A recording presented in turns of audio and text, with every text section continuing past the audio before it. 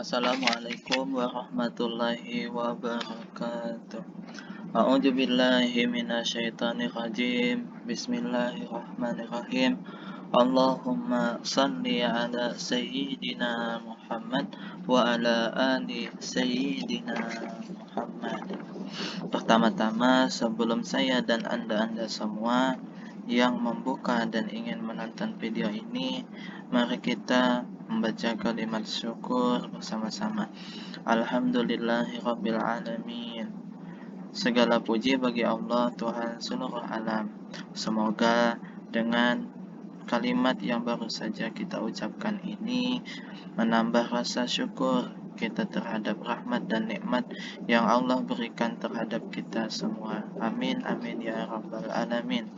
Pada video ini saya mengajak Anda semua untuk membaca dan belajar bersama-sama guna menambah ilmu pengetahuan serta cocok sekali bagi Anda dan saya yang masih sering mendapat pelajaran tugas di bangku pendidikan guna menambah pengetahuan dan wawasan. Maka dengan sering membaca dan belajar, insyaallah saya dan Anda semua bisa lebih nampak pintar dan tahunya.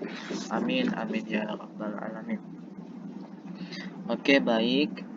Mari kita mulai membaca artikel ini. Artikel, apa sih artikel? Artikel itu adalah karangan faktual secara lengkap dengan panjang tertentu yang dibuat untuk dipublikasikan di media sosial maupun cetak dan bertujuan menyampaikan gagasan dan fakta yang dapat menyajikan, mendidik, atau menghibur. Nah, insyaallah sudah tahu kan apa yang dimaksud dengan artikel? Yang pastinya artikel itu berisi tulisan yang dipublikasikan di media online maupun cetak yang bertujuan menyampaikan gagasan dan fakta yang dapat menyajikan, mendidik, atau menghibur. Insyaallah yang kita baca ini yang mendidik pengetahuan. Oke, kita lanjut.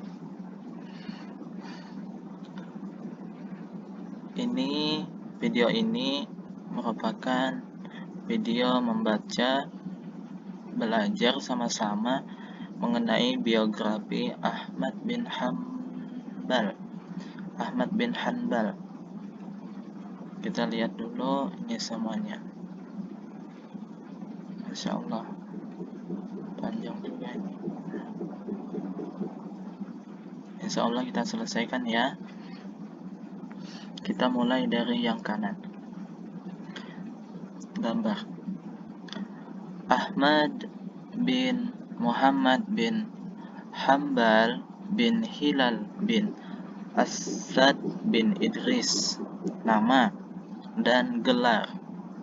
Nama beliau Ahmad bin Muhammad bin Hanbal bin Hilal bin Asad bin Idris.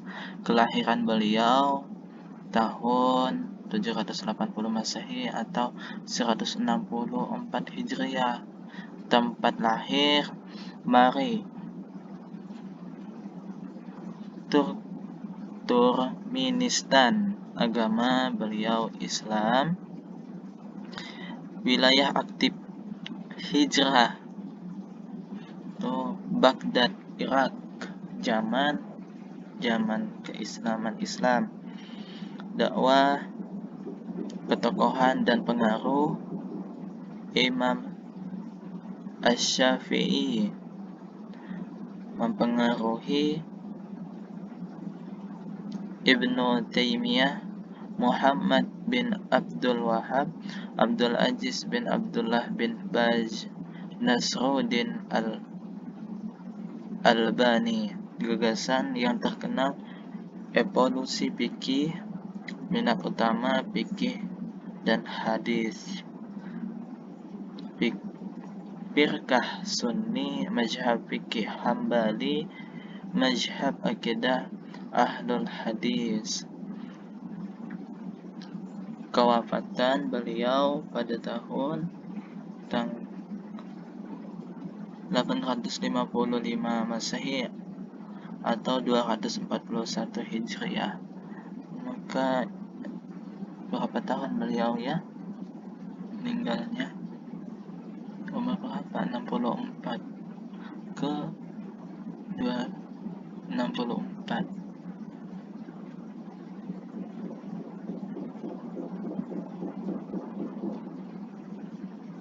40, sekitar 70 tahun kayaknya ya. Apa 60? Sekitar segitu. Baghdad, tempat wafat Baghdad atau Irak.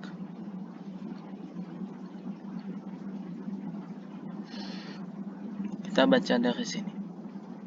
Ahmad bin Hanbal. Dari Wikipedia bahasa Indonesia, ensiklopedia bebas.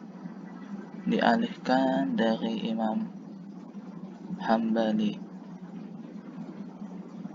Gaya atau nada penulisan artikel ini tidak mengikuti gaya dan nada penulisan ensiklopedis yang diberitahukan di Wikipedia. Bantulah memperbaikinya berdasarkan panduan penulisan artikel. Pelajari dan cara kapan saatnya untuk menghapus pesan tempat ini. Artikel ini membutuhkan rujukan tambahan agar kualitasnya dapat dipastikan. Mohon bantu kami membagikan artikel ini dengan cara menambahkan rujukan ke sumber terpercaya. Pernyataan tak bersumber bisa saja dipertentangkan dan dihapus. Halaman artikel ini perlu dirapikan agar memenuhi standar Wikipedia. Tidak ada alasan yang diberikan, silahkan membagikan artikel ini mengembangkan artikel ini semampu Anda. Merapikan artikel dapat dilakukan dengan wikipasi atau membagi artikel ke paragraf. Jika sudah dirapikan, silakan hapus tempat ini.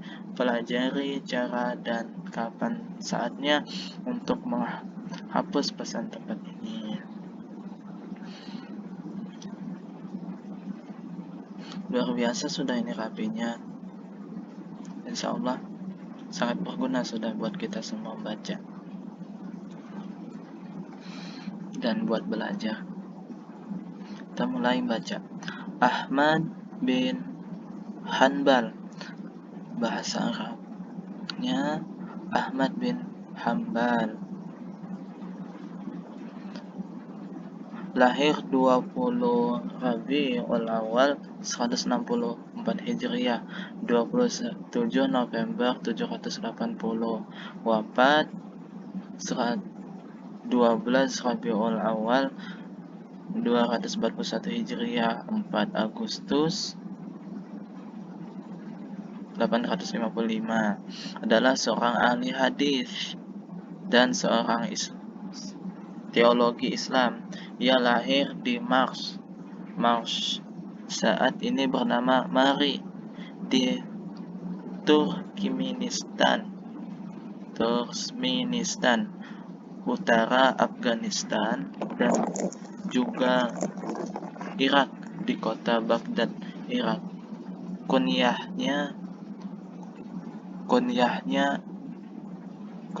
apa ayahnya ini? Kita baca sesuai ini aja ya. Kunyahnya Abu Abdullah, lengkapnya Ahmad bin Muhammad bin Hanbal bin Hilal bin Asad al-Marwazi al-Baghdadi. atau Ahmad bin Muhammad bin Hanbal, dikenal juga sebagai Imam Hambali. Nah, ini daftar isi yang kita mau baca. Biografi awal mula menurut ilmu, keadaan fisik, dan seterusnya. Awal mula menuntut ilmu. Ilmu yang pertama kali dikuasai adalah Al-Quran hingga ia hafal pada usia 15 tahun. Masya Allah. Ia juga mahir baca tulis dengan sempurna hingga dikenal sebagai orang yang terindah tulisannya. Lalu ia mulai konsentrasi belajar ilmu hadis. Di awal umur 15 tahun itu pula, ia telah mempelajari hadis sejak kecil, dan untuk mempelajari hadis ini, ia pernah pindah atau merantau ke Syria, Hijaz, Yaman, dan negara-negara lainnya, sehingga ia akhirnya menjadi tokoh ulama yang bertakwa, saleh, dan zuhud. Abu Jur'ah mengatakan bahwa kitabnya yang sebanyak 12 buah sudah dihafalnya di luar kepala, yang menghafal sampai 1.000.000 hadis. Masya Allah. Imam Syafi'i mengatakan tentang diri Imam Ahmad, setelah saya keluar dari Baghdad, tidak ada orang yang saya tinggalkan di sana yang lebih terpuji, lebih saleh, dan yang lebih berilmu daripada Ahmad bin Hanbal. Abdul Razak bin Hammam, yang juga salah seorang guru, dia pernah berkata, saya tidak pernah melihat orang sepakih dan sewara Ahmad bin Hanbal. Keadaan fisik. Muhammad bin Abbas An-Nahwi bercerita, saya pernah melihat Imam Ahmad bin Hanbal. Ternyata badan dia tidak terlalu tinggi, juga tidak terlalu pendek. Wajahnya tampan dan jenggotnya masih ada yang hitam. Ia senang berpakaian tebal, berwarna putih dan bersorban, serta memakai kain. Yang lain mengatakan kulitnya berwarna coklat sawo matang. Insya Allah kayak negara Indonesia kalau kulit-kulitnya ya, sawo matang. Keluarga. Dia menikah pada umur 40 tahun dan mendapatkan keberkahan yang melimpah. Ia memiliki anak-anak yang saleh dan istri-istrinya yang mewarisi ilmunya seperti Abdullah dan Salih. Bahkan keduanya sangat banyak meriwayatkan ilmu dari bapaknya. Kecerdasan putranya yang bernama Salih mengatakan, ayahku pernah bercerita, Husyaim meninggal dunia saat saya berusia 20 tahun. Kala itu saya telah hafal apa yang kudengar darinya. Abdullah putranya yang lain mengatakan, ayahku pernah menyuruhku, ambillah kitab Musannaf Waqi' mana saja yang kamu kehendaki, lalu tanyakan apa yang kamu mau tentang matan, nanti ku beritahu sanadnya. Atau sebaliknya, kamu tanya tentang sanadnya, nanti ku beritahu matannya. Abu Jur'ah pernah bertanya, wahai Abu Jur'ah, siapakah yang lebih kuat hafalannya, Anda atau Imam Ahmad bin Hanbal? Dia menjawab, Ahmad. Ia masih ditanya, bagaimana Anda tahu? Dia menjawab, saya mendapati di bagian depan kitabnya tidak tercantum nama-nama perawi. Ketika dia hafal nama-nama perawi tersebut, sedangkan saya tidak mampu melakukannya. Abu Jur'ah mengatakan, Imam Ahmad bin Hanbal hafal 1.000.000 hadis. La haula wala quwata illa billah. Banyaknya. Masya Allah, barakallah. Pujian ulama. Abu Ja'far berkata, Ahmad bin Hambal manusia sangat pemalu, sangat mulia dan sangat baik pergaulannya serta adabnya. Banyak berpikir, tidak terdengar darinya kecuali mujakarah hadis dan menyebut orang-orang saleh dengan penuh hormat dan tenang serta dengan ucapan yang indah. Bila berjumpa dengan manusia, maka ia sangat ceria dan menghadapkan wajahnya kepadanya. Ia sangat rendah hati terhadap guru-gurunya serta menghormatinya. Imam Asy-Syafi'i berkata, Imam bin Hambal imam dalam 8 hal.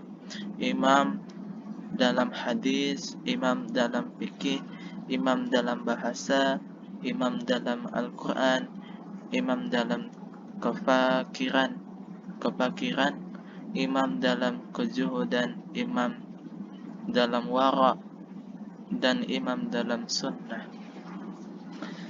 Ibrahim Al-Harbi berkata, saya melihat Abu Abdullah Ahmad bin Hambal seolah Allah gabungkan padanya ilmu orang-orang terdahulu dan orang-orang belakangan dari beberapa disiplin ilmu.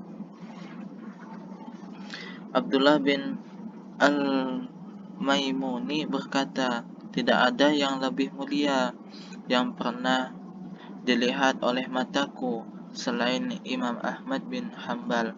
Tidak ada seorang dari ahli hadis yang paling mengagungkan larangan Allah dan sunnah Nabi SAW jika benar menurutnya, dan jika ada seorang pun yang lebih kuat dalam mengikutinya selain dari Ahmad.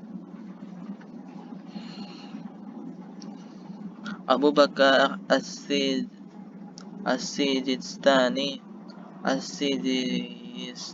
berkata, aku pernah bertemu dengan 200 guru-guru ilmu. Tidak ada satupun yang menyerupai Imam Ahmad bin Hambal. Dia betul-betul menyelami ilmu, dan jika disebutkan suatu ilmu, dia ahlinya. Alhamdulillahirabbil alamin. Abdul Wahab Al-Waraq berkata, Abu Abdullah adalah pemimpin kami. Dia adalah orang yang matang dalam ilmu. Jika aku berada di hadapan Allah kelak dan aku ditanya, siapa orang yang kamu ikuti? Aku akan katakan, aku mengikuti Ahmad bin Hambal. Sungguh Imam Ahmad bin Hambal telah teruji keilmuannya selama 10 tahun tentang Islam. Allahu Akbar. Kejuhudannya, dia memakai peci yang dijahit sendiri, dan kadang dia keluar ke tempat kerja membawa kampak untuk bekerja dengan tangannya. Kadang juga dia pergi ke warung membeli seikat kayu bakar dan barang lainnya, lalu membawa dengan tangannya sendiri. Al-Maimuni pernah berujar, rumah Abu Abdullah Ahmad bin Hambal sempit dan kecil. La haula wala quwata illa billah. Wara dan menjaga harga diri.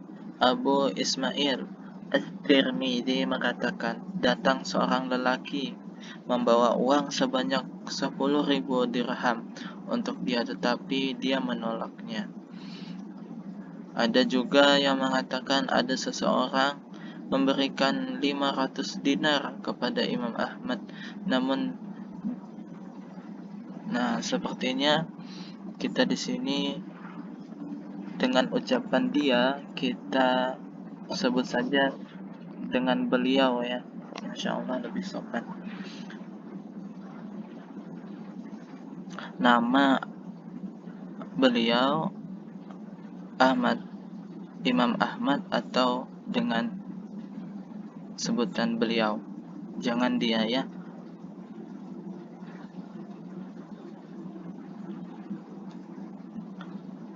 Ada seseorang memberikan 500 dinar kepada Imam Ahmad, namun beliau tidak mau menerimanya. Juga pernah ada yang memberi 3.000 dinar, tetapi beliau juga tidak mau menerimanya. Tawaduk dengan kebaikannya. Yahya bin Ma'in berkata, saya tidak pernah melihat orang yang seperti Imam Ahmad bin Hambal. Saya berteman dengannya selama 50 tahun. Dia tidak pernah menjumpai beliau membanggakan sedikit pun kebaikan yang ada kepadanya pada kami. Beliau, Imam Ahmad, mengatakan, saya ingin bersembunyi di lembah Makkah hingga saya tidak dikenal. Saya diuji dengan popularitas. Al-Maruzi berkata, saya belum pernah melihat orang fakir di suatu majelis dengan lebih mulia kecuali di majelis Imam Ahmad. Beliau perhatian terhadap orang fakir dan agak kurang perhatiannya terhadap ahli dunia, orang kaya. Beliau bijak dan tidak tergesa-gesa terhadap orang fakir. Ia sangat rendah hati, begitu tinggi ketenangannya dan sangat terkemuka karismanya. Dia pernah bermuka masam karena ada seseorang yang memujinya dengan mengatakan, semoga Allah membalasmu dengan kebaikan atas jasamu kepada Islam. Dia mengatakan, jangan begitu, tetapi katakanlah, semoga Allah membalas kebaikan terhadap Islam atas jasanya kepadaku, siapa saja dan apa saja saya.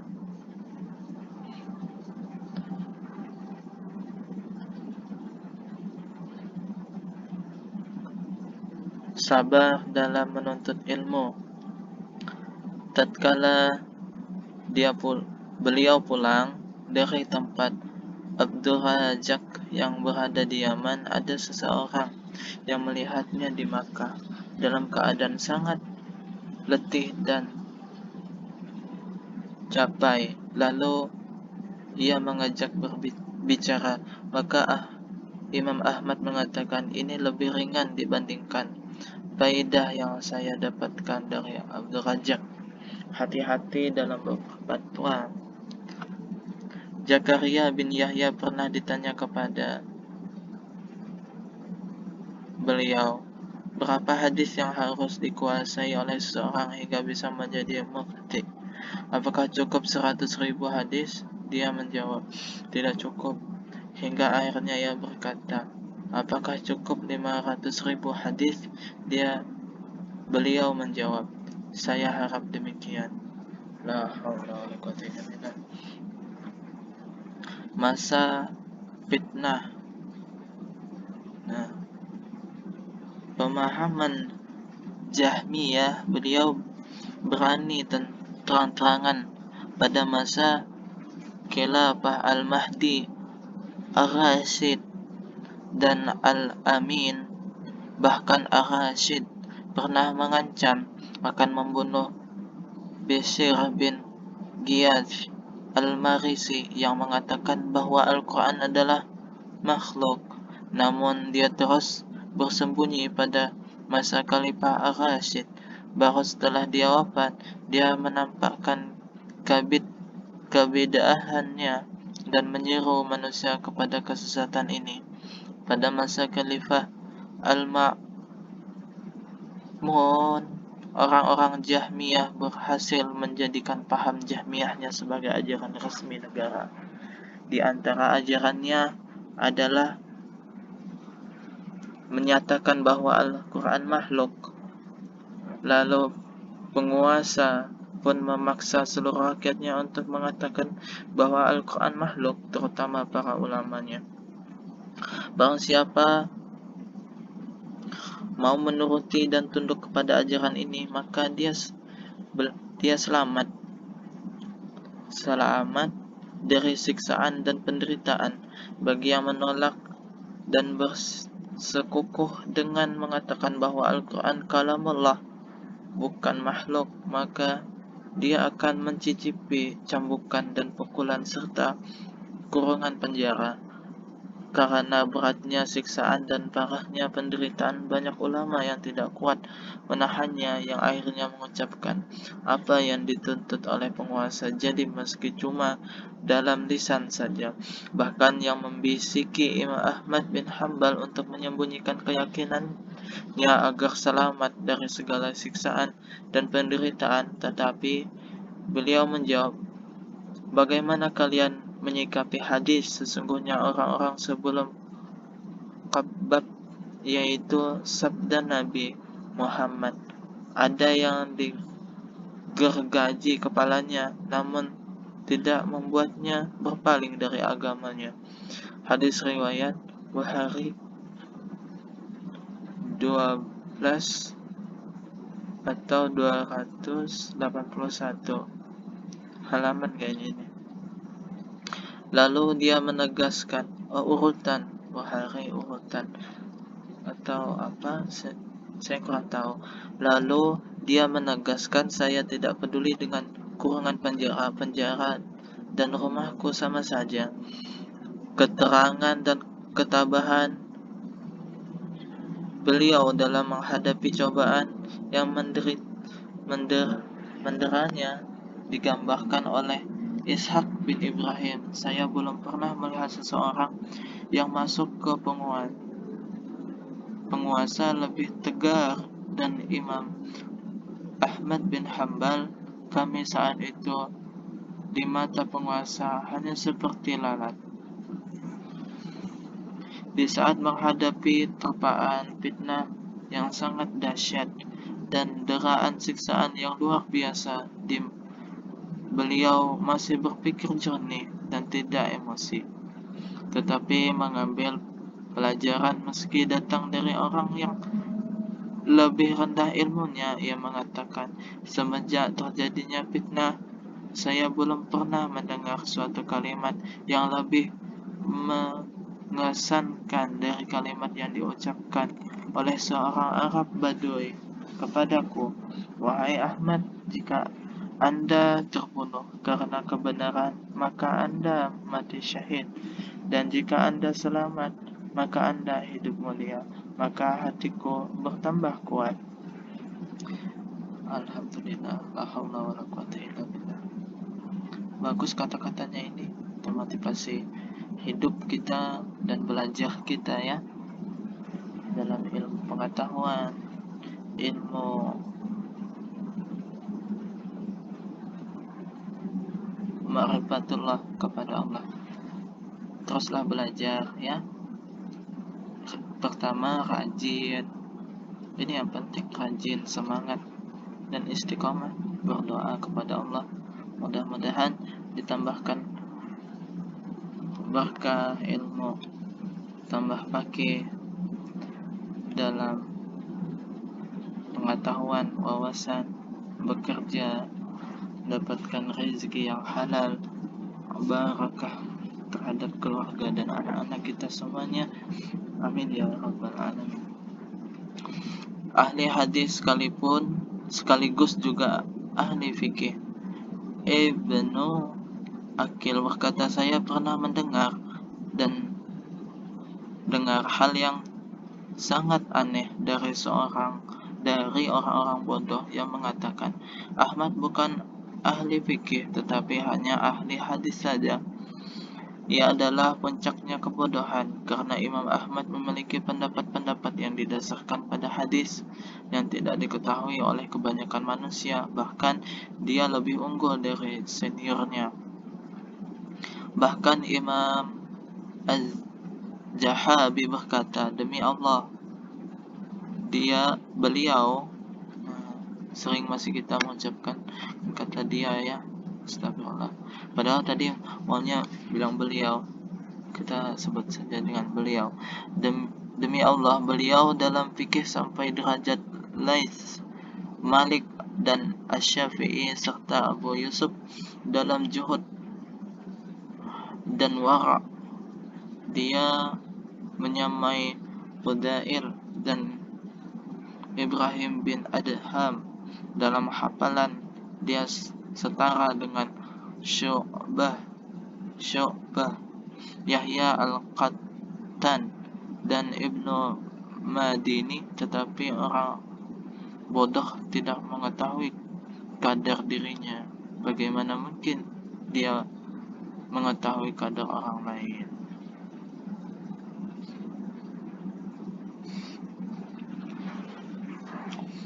Guru Imam Ahmad bin Hambal berguru kepada banyak ulama, jumlahnya lebih dari 280 yang tersebar di berbagai negeri seperti di Makkah, Kufah, Basra, Baghdad, Yaman, dan negeri lainnya. Di antara mereka adalah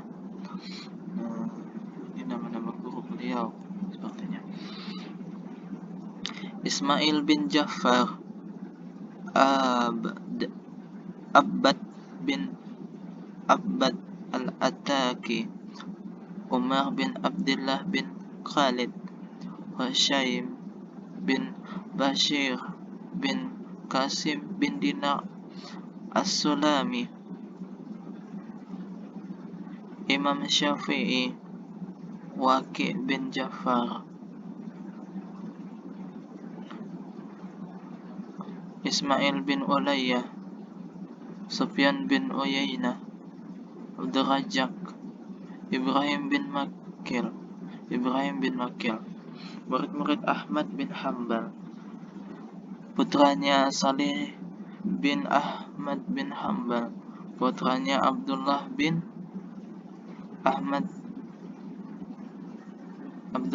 Imam Ahmad bin Hambal, keponakannya Hambal bin Ishaq, Hambal bin Ishaq. Astagfirullah. Akhir hayat Imam Ahmad bin Hambal mulai sakit pada malam Rabu 2 hari dari bulan Rabiul Awal tahun 241 Hijriyah. Ia sakit selama 9 hari tatkala penyakitnya mulai parah dan warga sekitar mulai mengetahuinya karena mereka menjenguknya siang dan malam. Penyakitnya kian hari kian parah. Pada hari Kamis dan sebelum wafat, ia memberikan isyarat pada keluarganya agar ia diwudukan. Kemudian mereka pun mewudukannya. Ketika berwudu, Imam Ahmad sambil berzikir dan memberikan isyarat kepada mereka agar menyela-nyela jarinya. Dia menghembuskan napas sekitarnya di pagi hari Jumat bertepatan dengan tanggal 12 Rabiul Awal 241 Hijriah pada umur 77 tahun di kota Baghdad. Ia dimakamkan di pemakaman Al-Bars. Orang yang bertajziah tidak bisa dihitung jumlahnya, saking banyaknya. Ada yang mengatakan jumlahnya mencapai 170 juta pelayat. La haula wala quwwata illa billah. Hal ini merupakan bukti dari perkataan beliau kepada dedengkot bid'ah, antara kami dan kalian adalah hari ketika menjadi jenazah. Antara kami dan kalian adalah hari ketika menjadi jenazah. Sampai-sampai Abdul Wahab Wahak berkata, kami tidak pernah mendengar ada rombongan pada masa jahiliyah, tidak juga pada masa Islam berkumpul ke satu jenazah yang jumlahnya melebihi berkumpulnya orang-orang ke jenazah Ahmad. Mudah-mudahan kita mendapat berkah dari beliau dengan membaca biografi beliau ini ya. Amin ya rabbal alamin. Karya tulis: Ahmad bin Hambal menulis kitab Al-Musnad Al-Kabir yang termasuk sebesar-besarnya kitab musnad dan sebaik-baik karangan beliau dan sebaik-baik penelitian hadis. Ia tidak memasukkan dalam kitabnya selain yang dibukukan sebagai hujjah. Kitab musnad berisi lebih dari 25.000 hadis. Di antara karya Imam Ahmad adalah ensiklopedia hadis atau musnad, disusun oleh anaknya dari ceramah kajian-kajian, kumpulan dari lebih dari 40.000 hadis, juga kitab as-salat dan kitab as-sunnah. Karya-karya Imam Ahmad bin Hambal rahimahullah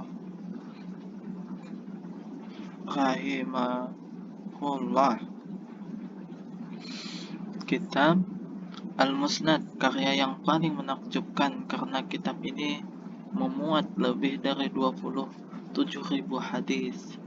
Kitab At-Tafsir, tetapi Az-Zakhabi mengatakan kitab ini telah hilang. Ya Allah, kemana hilangnya?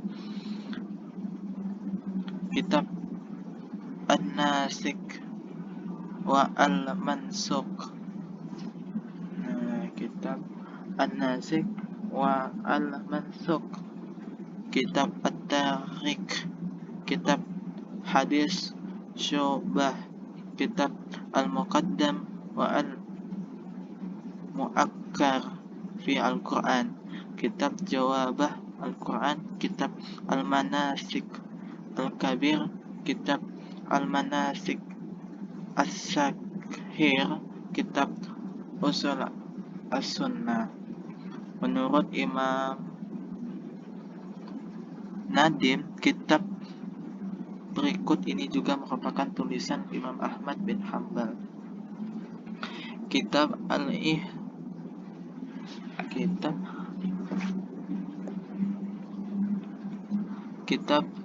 Al-Ilal, kitab Al-Manasik, kitab Al-Zuhd, kitab Al-Imam, kitab Al-Masail, kitab Al-Asribah, kitab Al-Fadhail, kitab Ta'ah Ar-Rasul, kitab Al-Faraid, kitab Al-Jahmiyah, kitab Ar-Rad ala Al-Jahmiyah. Alhamdulillah sudah selesai. Alhamdulillah sudah selesai membacanya. Mudah-mudahan apa yang sudah kita baca sama-sama di dalam video ini mendapatkan berkah dan rahmat Allah Subhanahu wa ta'ala dan berkah daripada kemuliaan dan keberkatan dari Imam Ahmad bin Hambal pada kita dan keluarga kita, anak-anak cucu kita semuanya. Amin ya rabbal alamin. Subhanaka Allahumma wa bihamdika asyhadu an la ilaha illa anta astaghfiruka wa atubu ilaik. Sallallahu ala Muhammad wa ala ali Muhammad wasallam. Walhamdulillahi rabbil alamin. Saya saat ini kurang lebihnya mengenai tutur kata, berucap, masih banyak salah dan kekurangannya. mengenai sebutan sebenarnya. Mohon maaf sebesar-besarnya ya semuanya. Ini saja dulu dari video ini. Saya ucapkan terima kasih banyak. Insya Allah sampai ketemu lagi di video-video berikutnya. Assalamualaikum warahmatullahi wabarakatuh. Dadah.